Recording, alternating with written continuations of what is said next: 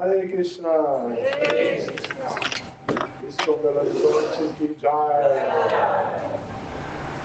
Muito obrigado a vocês pela recepção, pelas palavras de Krishnamurti, que estava por aí.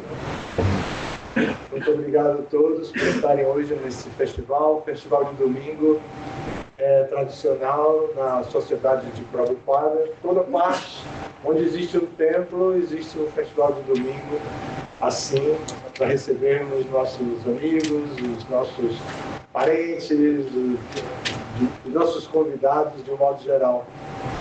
E a nossa maior alegria da semana é receber os convidados no Festival do Domingo.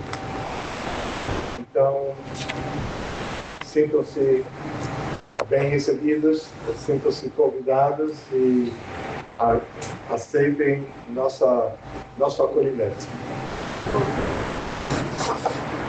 Normalmente, nós lemos algum verso da Bhagavad Gita e esse livro tem uma importância especial para nós. Ele foi traduzido por Prabhupada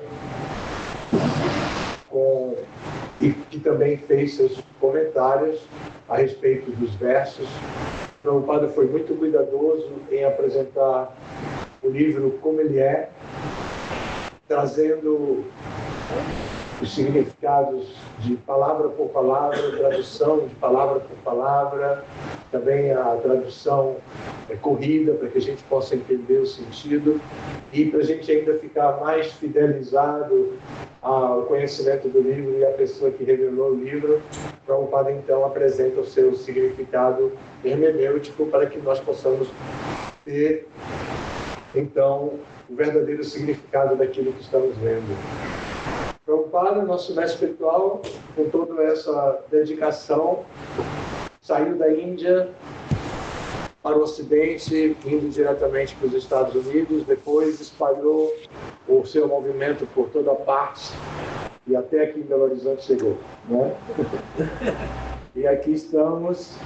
Belo Horizonte está cada vez maior, né? Eu vim de carro para entrar na cidade, pude perceber o tamanho da cidade, a diferença. E deve ter muito mais gente atualmente e também deve ter muito mais universidades, muito mais jovens estudando e trabalhando, e esse conhecimento é sempre atualizado para todas as pessoas, em qualquer condição que ela esteja. Hoje nós vamos ler o último verso do capítulo 2. Capítulo 2 faz o resumo, apresenta todo o resumo do conteúdo do livro. E o último verso vai dar a conclusão do resumo de todo o livro. Então, esse último verso tem uma importância especial para um dia como esse, no Festival de Domingo, que podemos reunir devotos muito experientes. Aqui tem devotos e devotas muito experientes no estudo desse livro e na apresentação desse livro para as pessoas em geral. Tem devotos que já frequentam há muito tempo, que estudam também há muito tempo, e tem devotos novos e tem até pessoas muito recém-chegadas. Tem alguém de primeira vez? Ah, também? Como é seu nome? Nínia. Nínia? Lorena. Lorena. Então, bem-vindas, Nínia e Lorena. Uma salva de palmas para se sintam parte da nossa família. Nosso festival tem esse aspecto inclusivista. Nós amamos que venham aqui, que escutem a mensagem que temos a dar, que não é nossa, a gente não inventa nada para apresentar hoje. A gente simplesmente repete as palavras do nosso mestre espiritual, ajustada a um diálogo do dia de hoje. E também a gente sabe que toda essa tradição vem de uma corrente de sucessão discipular, de mestre-discípulo, que começou com o próprio Krishna e é reconhecido como a pessoa suprema, Deus. Então, nós vamos dar início à leitura, depois eu vou explicar um pouco e depois abrimos para perguntas e comentários. Quem quiser falar alguma coisa também vai ter a oportunidade. O verso é esse que está aí. Nós vamos iniciar com uma reverência, uma oração a Krishna, que revelou esse conhecimento, e os devotos conhecem, podem repetir, assim a gente se concentra um pouco mais. Om Namo Bhagavate Vasudevaya. Om Namo Bhagavate Vasudevaya. Om Namo Bhagavate Vasudevaya. Om Namo Bhagavate Vasudevaya. Om Namo Bhagavate Vasudevaya. Om Namo Bhagavate Vasudevaya. Esha Brahmistiti Partha Ainam Prapya Vimuyati Stipasyam Vantakal Kalepi Ramanirvanam Richati. Agora vamos à tradução. Este é o caminho de uma vida espiritual e piedosa. Depois repetiremos. E a pessoa que a alcança não se confunde. Se, mesmo somente à hora da morte, ele atinge essa posição, pode entrar no reino de Deus. Então, vamos ver agora o significado que nosso mestre espiritual, Prabhupada, escreveu para este verso, para que a gente possa entender melhor o conteúdo dele. A pessoa pode alcançar a consciência de Krishna ou a vida divina imediatamente, num segundo, ou pode não atingir esse estado de vida mesmo após milhões de nascimentos. É mera questão de compreender e aceitar o fato. Katwanga Maharaj alcançou este estado de vida apenas alguns minutos antes da morte, rendendo-se a Krishna. Nirvana significa cessar o processo de vida materialista. Conforme a filosofia budista, só há vazio após o término desta vida material. Mas o Bhagavad Gita transmite outro ensinamento. A verdadeira vida começa após o término desta vida material. Para o materialista grosseiro, basta saber que este modo de vida materialista um dia acabará. Mas, para pessoas espiritualmente avançadas, é importante conhecer que há vida após esta vida materialista. Antes do término desta existência, se a pessoa tem a boa fortuna de tornar-se consciente de Krishna, alcança imediatamente a fase de Brahma Nirvana. Não há diferença entre o reino de Deus e o serviço devocional ao Senhor. Como ambos estão no plano absoluto, estar ocupado no transcendental serviço amoroso ao Senhor é o mesmo que atingir o reino espiritual. No mundo material, há atividades para o prazer dos sentidos, ao passo que, no mundo espiritual, há atividades em consciência de Krishna. Alcançar a consciência de Krishna, mesmo durante esta vida, é atingir imediatamente o Brahman, e alguém situado em consciência de Krishna, de certo, já ingressou no reino de Deus. Brahman é exatamente o oposto da matéria. Portanto, Brahmistiti significa fora da plataforma de atividades materiais. O serviço devocional ao Senhor é aceito no Bhagavad Gita como a fase liberta. Sagunan Samatitaitam Brahmabhuyaya Kalpate. Portanto, Brahmistiti é a libertação do cativeiro material. Srila Bhaktivinoda Thakura resume este segundo capítulo do Bhagavad Gita como abrangendo o conteúdo de todo o texto. No Bhagavad Gita, os temas são Karma Yoga, Jnana Yoga e Bhakti Yoga. No segundo capítulo, discutiu-se claramente Karma Yoga e Jnana Yoga. E também foi dado um vislumbre de Bhakti Yoga, o que forma o conteúdo do texto completo. Neste ponto, encerram-se os significados Bhaktivedanta do segundo capítulo do Srimad Bhagavad Gita, que trata do resumo de seu conteúdo. Então, esse é o último verso do capítulo. Om Gyanati Mirandasya Gyanajana Shalakaya Tatsuram Militam Vena Tasmai Shri Gurave Namaha Namo Vishnu Padaya Krishna Presthaya Bhutale Srimate Bhakti Vedanta Swami Namane Namaste Saraswati Deve Gauravani Pracharine Nirvishesha Shunyavadi Paschatya Deshatarine. Então, vou tentar explicar um pouco esse verso, e para explicá-lo eu tenho que dar uma apresentação resumidíssima do próprio capítulo, de todo o capítulo.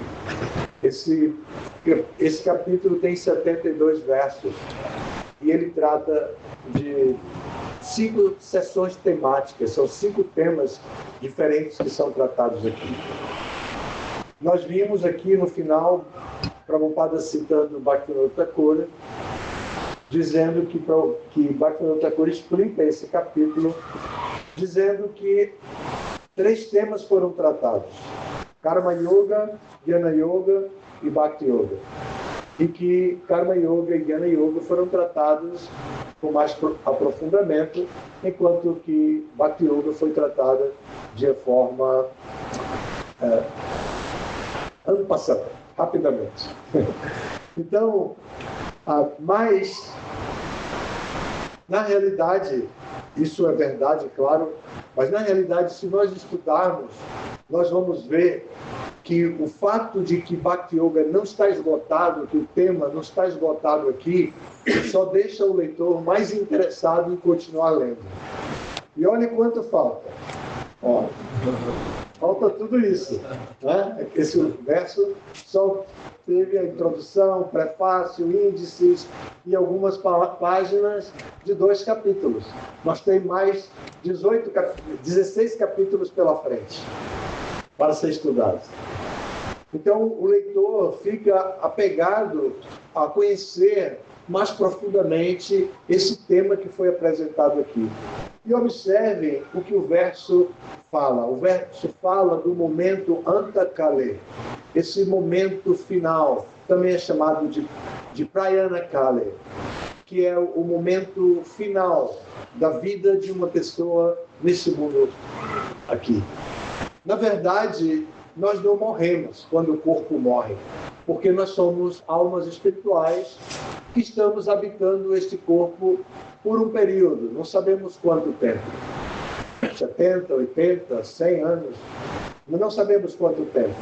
Mas estamos aqui dentro desse corpo enquanto o corpo tem energia, tem capacidade de realizar algumas atividades que possam satisfazer o interesse da alma. A dificuldade é que a alma se encontra nesse corpo, mas está condicionada a ele. Ela não pode agir como espírito. Para ela agir, ela depende do corpo. E o corpo tem muitas necessidades próprias dele. Do corpo, da mente, da inteligência. E isso limita a experiência da alma. A alma está lá dentro querendo falar, querendo se manifestar, dizendo, vamos pensar na minha libertação. Eu estou aqui, mas você está se ocupando em um monte de bobagens. Me ajude, deixa eu viver a minha experiência natural. Mas esse apelo da alma não é escutado. Não é escutado pelo indivíduo que possui o corpo e que tem sentidos, mente, inteligência e um corpo com todas as exigências naturais de um corpo humano. Então, a alma espiritual fica condicionada dependendo que o corpo adote algumas disciplinas que possam fazer com que os seus interesses espirituais sejam satisfeitos. E esses métodos que foram falados, Karma Yoga, Jnana Yoga, Bhakti Yoga, são exatamente os métodos que fazem com que a alma, de alguma forma, fique mais confortável onde ela está, que é o corpo. Caso contrário, o corpo vai se ocupar em atividades super comuns. Comer, dormir, desfrutar dos sentidos e se defender. Como qualquer outra alma condicionada, qualquer outra espécie viva. Todas as espécies vivas se ocupam com isso. Comer, dormir, desfrutar de algum prazer e se defender, se proteger. Tem até plantas que, se você toca, se ela toca em você, causa uma irritação na pele. Isso é defesa, para você não ir lá arrancar uma folhinha, ficar brincando de arrancar a folhinha. É um ser vivo ali. E dos animais a gente sabe, né? Temos mais experiência do que de ataques a nós e de como eles se defendem, porque eles não são imóveis como as plantas. Então, vemos um gato caçando um rato e assim por diante. Então, vemos como funciona essa energia do mundo material. E essas disciplinas, Karma Yoga, Jnana Yoga, Bhakti Yoga, vão dar à pessoa uma experiência corpórea e mental favorável para a comunicação com a alma espiritual que está dentro do corpo, querendo comunicação. E é a nossa verdadeira identidade. A gente pensa que a identidade da gente é o tal do CPF, agora a carteira de identidade nacional mais moderna, que você pode até ter nome social. Até me ofereceram colocar o meu nome de sannyasi lá, né? O meu nome é Hare Krishna. Mas eu não entendi na hora e não coloquei, depois me arrependi. Na hora eu não entendi direito o que era muita confusão lá. Eu disse, não, tá bom assim. Depois que Jayapataka Swami tem o nome dele no passaporte e tudo. Onde ele vai é Jayapataka Swami. Né? Isso é bem bacana. Então, mas nós não somos esse corpo. Nós não somos. Nós não somos homens, não somos mulheres, não somos brasileiros, mineiros. Desculpem aí, vocês que são tão apegados às mineirices de vocês. Desculpem aí, aos queijinhos.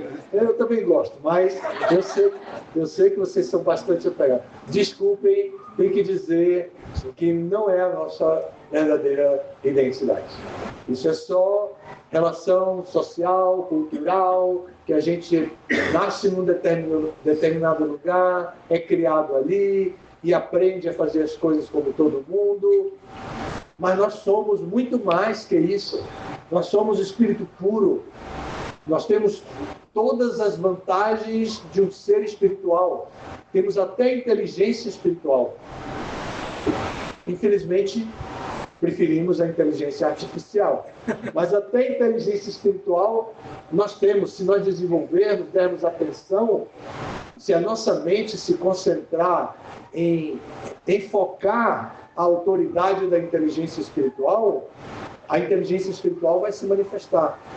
Porque dentro da psicologia do Bhagavad Gita há uma hierarquia dada no capítulo 3, que é o próximo capítulo, que vai definir como são os recursos que o indivíduo tem para lidar com as coisas do mundo. A gente já sabe dos sentidos, né? Ver, ouvir, saborear, sentir pelo olfato, sentir o aroma, o tato, a gente já sabe dos sentidos. E esses sentidos, eles são superiores à matéria inerte, à matéria em geral. Aqui temos uma mesa de madeira. Essa madeira foi trabalhada pelos sentidos de alguém ou de um conjunto de pessoas, um coletivo industrial que terminou produzindo esse subproduto. Aqui também temos vidro, da mesma forma.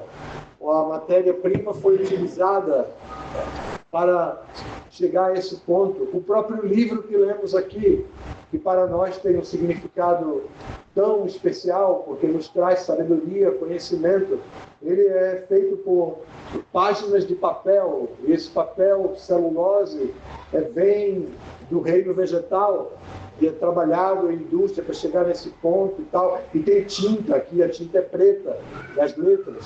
Então, os sentidos transformam a matéria, e foi assim que nós transformamos o meio ambiente e chegou ao ponto que chegou agora. Que a gente ouve falar do calor, como hoje o Sr. Krishnamurti disse, esse calor de Belo Horizonte, o famoso clima de montanha de Belo Horizonte do passado, já era. Né? Então, agora um calor tremendo, anunciando que vem chuva em breve, e a chuva é forte. Então, tudo isso é produto da interação dos nossos sentidos com a matéria inerte, com a natureza, com o meio ambiente. E a gente trabalhou até aqui, agora a gente pode outra vez trabalhar para ver se dá um jeito. E a solução. A solução é só a gente ir buscar informações adequadas, nós vamos encontrar a solução para lidar melhor com o meio ambiente e obter uma resposta melhor do meio ambiente também.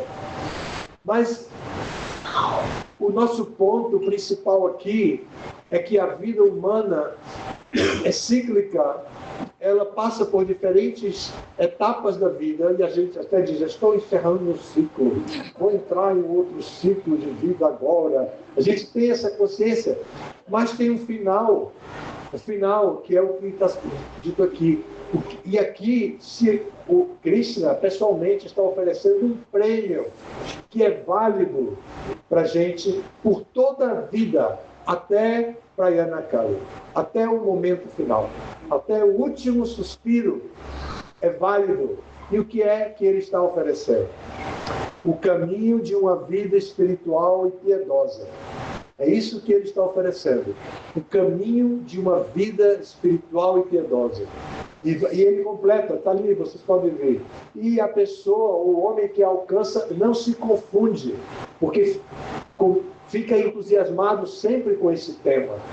E se ele atingir esta posição de vida espiritual e piedosa, mesmo que somente a hora da morte, ele poderá entrar no reino de Deus. O reino de Deus aqui vem como uma expressão bem ecumênica, porque as religiões cristãs tratam muito do reino de Deus. Aqui a palavra é Brahma Nirvana, é o Nirvana espiritual, esse Brahma constituído da partícula espiritual da existência. Então, por isso é traduzido corretamente como reino espiritual, onde predomina o espírito, o lugar onde o espírito predomina, onde Deus predomina, o Espírito Supremo predomina. Então, assim, nós temos aqui um prêmio oferecido. E agora eu posso dizer para vocês, todos vocês que estão chegando, inclusive as duas moças que estão chegando agora, hoje pela primeira vez, vocês têm direito a esse prêmio, porque ele é próprio para a alma espiritual e especialmente para a alma espiritual no corpo humano, porque a alma espiritual pode passar por diferentes corpos, até que ela tome consciência, até que ela receba uma ajuda externa de alguém, ou tenha um insight interno, ou alguma inspiração, e possa de dentro para fora sair buscando, procurando, eu quero conhecer mais, eu quero me conhecer melhor, eu quero saber quem eu sou, o que eu estou fazendo aqui, o que justifica tanto esforço só para sobreviver. só para desenvolver relacionamentos afetivos bem-sucedidos? Todo esse esforço que eu faço é para isso? Só para eu me sentir incluído dentro da sociedade, minha autoestima fique positiva? Só para isso todo esse esforço? Então, o prêmio é: você tem direito à vida espiritual e divina desde agora. Mas você também tem a liberdade. Se você não quiser aceitar agora, não quiser aceitar amanhã, em dezembro, no Natal, no Réveillon, ou em janeiro, ou em outros janeiros que venham, está garantido para você. Até o último suspiro, o momento da morte, o prêmio é válido. Não vamos tirar, não é blefe. Krishna, Deus, não vai tirar esse prêmio. Mas, como podemos fazer para chegar no momento da morte com uma consciência positiva, adequada, construtiva, proativa, para poder ter controle da situação? Em geral, a gente chega na hora da morte sem querer ir, com medo, cheio de angústia, doente, às vezes sem controle dos seus próprios pensamentos. Então, é preciso entender que a morte pode chegar a qualquer momento. Então, o prêmio vai ser válido só até esse momento e pode acabar, então, a qualquer momento. E a pessoa precisa estar atento para isso, para viver plenamente o momento presente, como agora. Não há nada mais importante em termos de tempo para vocês do que o que vocês, nós todos aqui, estamos vivendo agora, que é definido como o momento presente. Só agora vocês podem fazer o que estão fazendo agora. Mas no futuro, esse momento vai passar. Se vocês quiserem, podem reconstruir situações que levem a algo parecido ao que está acontecendo agora. E no passado, embora já tenha sido oferecido aqui esse mesmo conhecimento para milhares de pessoas que já vieram aqui nessa sala, nem todas elas estão aqui agora. Muitas estão em outros lugares porque se desenvolveram nesse caminho espiritual e divino. Mas outros também estão esperando uma outra oportunidade. Então nós somos livres nesse sentido, mas precisamos saber que temos direito a esse prêmio e que o prêmio se refere a algo que é eterno e é divino. E embora o corpo não seja eterno, o prêmio da vida espiritual é eterno. Quando o corpo morre, a alma que está dentro do corpo segue viva. O corpo fica e a alma se desprende e segue adiante. E vai viver a experiência que ela levou até esse momento final, chamado de Anta Kale, os momentos finais, ou Prayana Kale, o suspiro final. Então chega nesse momento, a consciência predominante aí, de acordo com Krishna, vai predominar. Então ela vai para a próxima, para seguir a sua vida em outro corpo que possa satisfazer os interesses que ela levou até a hora da morte. E com a consciência que ela tinha na hora da morte, ela vai construir o seu futuro. Mas nós também podemos interromper este ciclo de nascimentos e mortes. E é o que Bhakti Yoga vai propor aqui. Por isso, vai se desenvolver, como o Bhaktivinoda Thakur explica, o resto do livro vai entrar mais a fundo no caminho de Bhakti Yoga.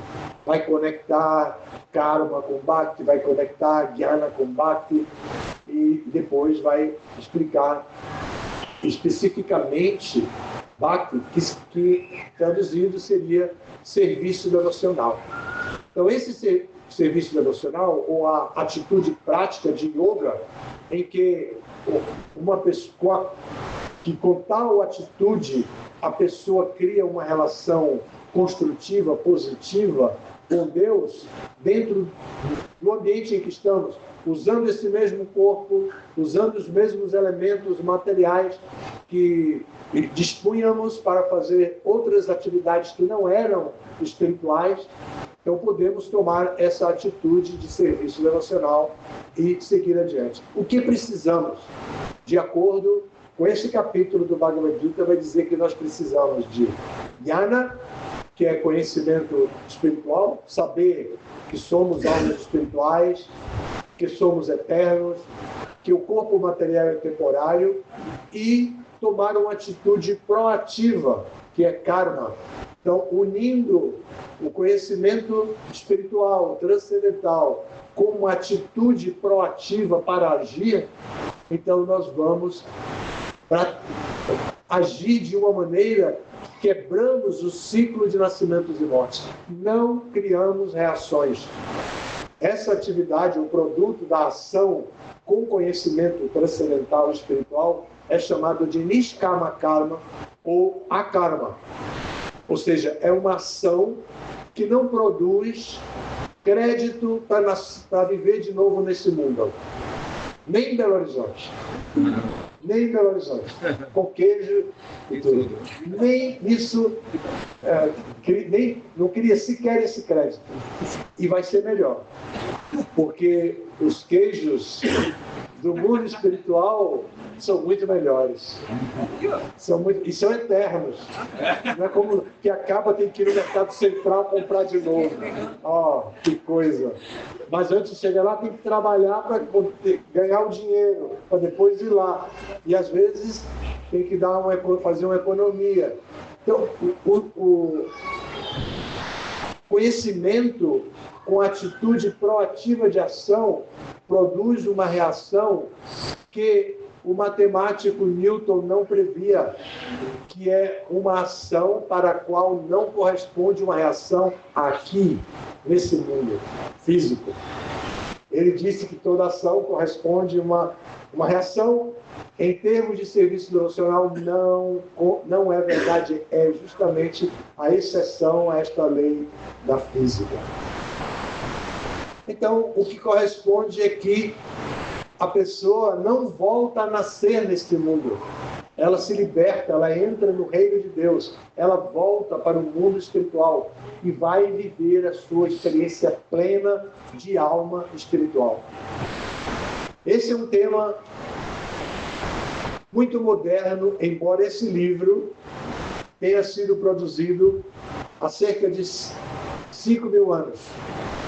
Embora ele tenha sido produzido assim, ele é válido, ele vem sendo válido por todos esses milênios e ainda é válido hoje e ainda será válido para quem adotar o conhecimento que está aqui a partir de hoje ou amanhã, nos próximos dias ou quando quiser. Porque esse conhecimento é libertador. Esse conhecimento vai estimular a inteligência espiritual que nós temos, que é chamada de Buddhi. Buddhi. Essa inteligência espiritual iluminada. Lembram de Buda? A figura do budismo que a gente conhece, que é bem popular. Essa palavra Buda significa iluminado. E é iluminado por quê? Pela sabedoria, pelo conhecimento espiritual. E esse conhecimento espiritual é trabalhado em Buddhi, na nossa inteligência. E os sentidos, os que são superiores à matéria, eles são subalternos à mente. Somos nós que dizemos para o tato, por exemplo, não toque nesse bule, ainda existe isso? Não toque nesse bule porque é quente. E a pessoa sabe, por experiência, não vai tocar, porque os sentidos experimentaram dor ao tocar em algo quente. E assim, a mente é superior aos sentidos. É a mente que vai dizer aos sentidos, faça, não faça. Agora, quem instrui a mente? Quem instrui a mente é o conhecimento acumulado pela inteligência, a lógica da inteligência, a razão que é trabalhada pela inteligência, que é superior à mente. Então, a mente pergunta à inteligência, dá certo esse projeto aqui? Posso executar esse projeto? A inteligência diz, vai em frente, vai dar muito certo, você vai ser muito feliz. E a pessoa vai e faz vai tentar a sua felicidade. E às vezes dá certo mesmo, porque a inteligência sabe, ele estudou, ele tem o dinheiro do projeto, ele tem tempo para se dedicar, tem força, tem entusiasmo, vai fazer e vai dar certo. Mas essa inteligência material trabalha só com as informações materiais, o que os sentidos alcançam por experiência prática e também que alcançam pelo estudo de diferentes níveis de escolaridade e níveis culturais. Então, é só material. Nós só estudamos o que é material. Inclusive, fazemos uma faculdade somente para trabalhar e poder ganhar um dinheiro para nós nos sustentarmos. Ou algum curso técnico que nos dê a capacidade de trabalhar. Nós fazemos isso só para viver neste mundo. Mas nós não temos um conhecimento que diga é preciso aprender a transcender. E olhem como o ser humano é capaz de transcender. Observem que toda civilização humana foi construída e chegou ao ponto que está hoje com a tecnologia da inteligência artificial, a tecnologia das espaçonaves e todas as tecnologias diferentes, a medicina. Imagine como a medicina está fazendo cirurgias à distância, né? Em continentes de distância. Imagine a que ponto chegou os exames de imagem que os laboratórios produzem com uma perfeição impressionante, né? Então, isso é a capacidade que nós temos de transcender o estado natural de vida.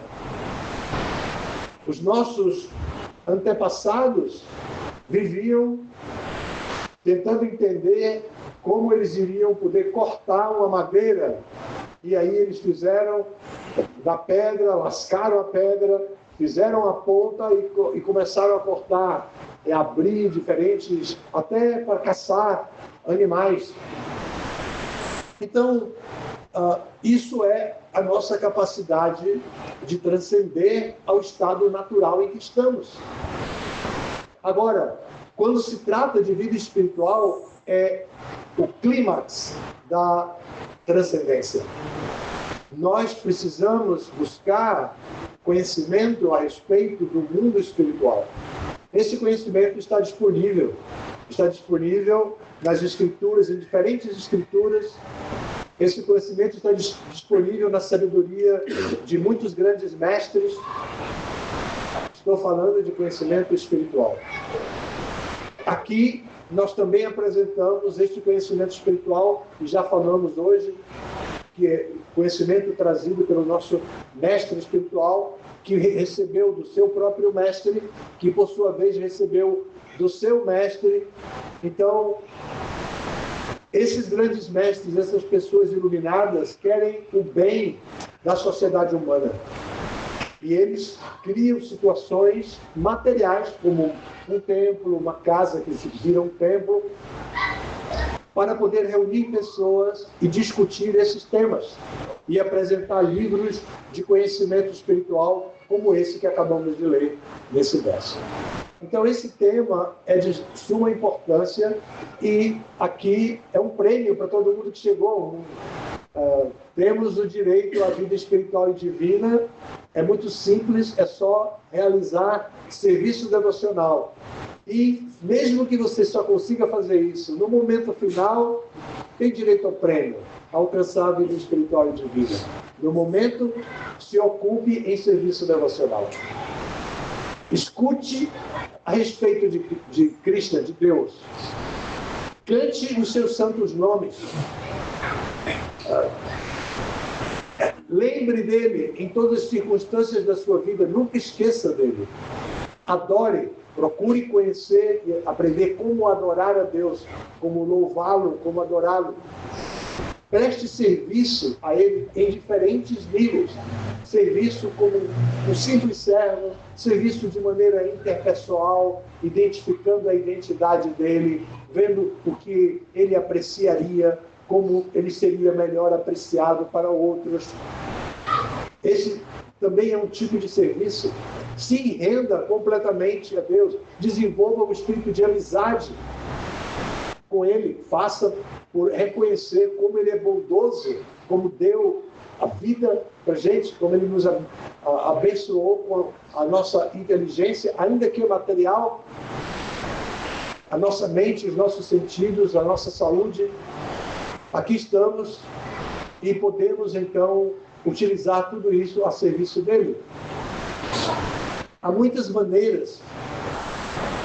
Prabhupada, na corrente de mestres da qual ele descende, tem um patrono recente, que vem do século XV e XVI, que é chamado de Chaitanya Mahaprabhu.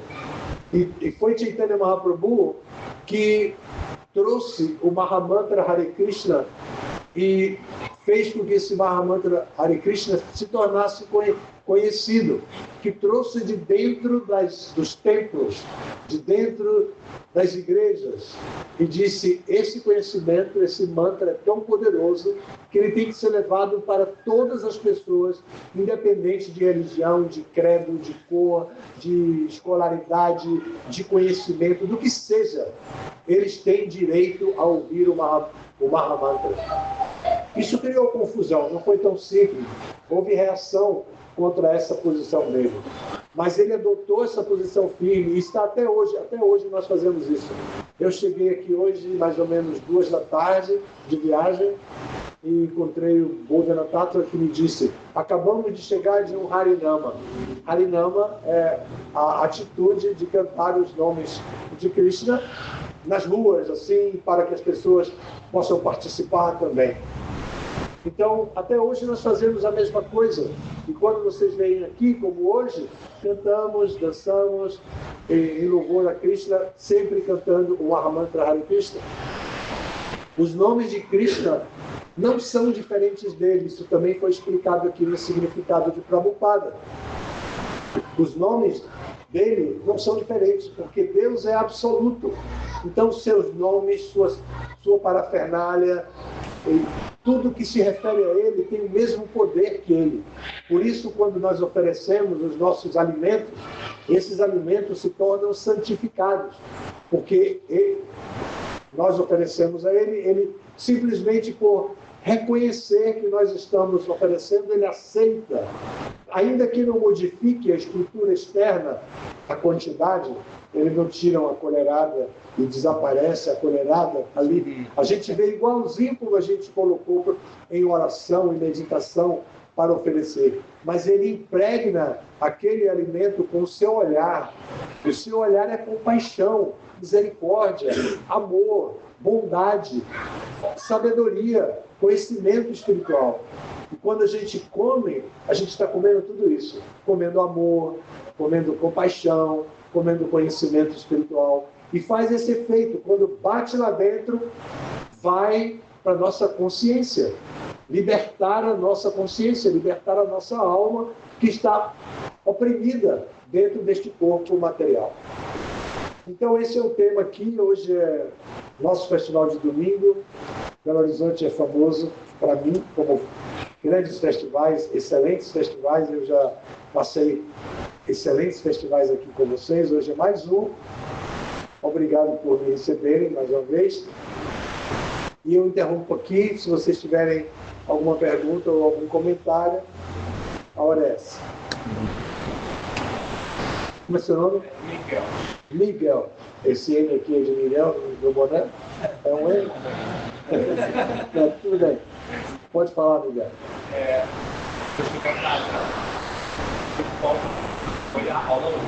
Mas agora eu falo de aula. Quando?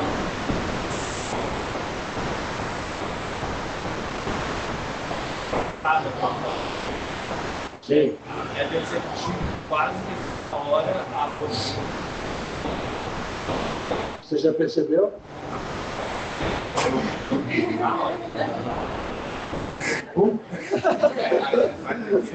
Bacana demais. Nós nos identificamos com você. Mas aí, Hare Krishna, Krishna Krishna, Hare Hare, Hare Ram, Rama Rama, Hare Hare. Prasada.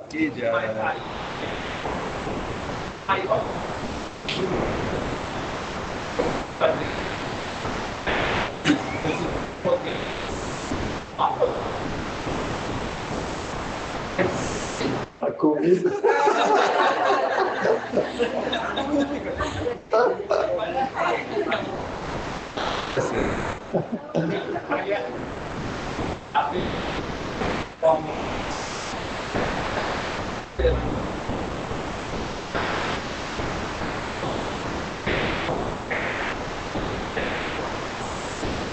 A forma que você faz também é certa e tem a mesma potência. É só um joguinho de Krishna para você voltar aqui. É só isso. Mas pode ter certeza que tem a mesma potência espiritual. Você não percebe, mas tem a mesma potência espiritual. Deus não é privativo de nenhuma religião, de nenhum grupo. Então, é a armadilhazinha que ele cria. Que ele diz, não, Miguel, você não vai sentir a mesma coisa, não, porque para você ir domingo lá comer de novo e poder escutar. Mesmo que você chegue atrasado, você vai saber que foi lido, por exemplo, hoje, capítulo 2, o último verso do capítulo 2. Você pode chegar em casa, você tem o Bhagavad Gita, pode chegar em casa, dar uma lidinha, refletir sobre o portanto. Isso, vai assistir, por aí vai. Nada. Algo mais?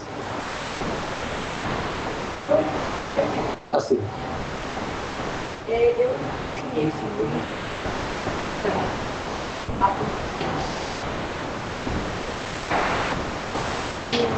falar.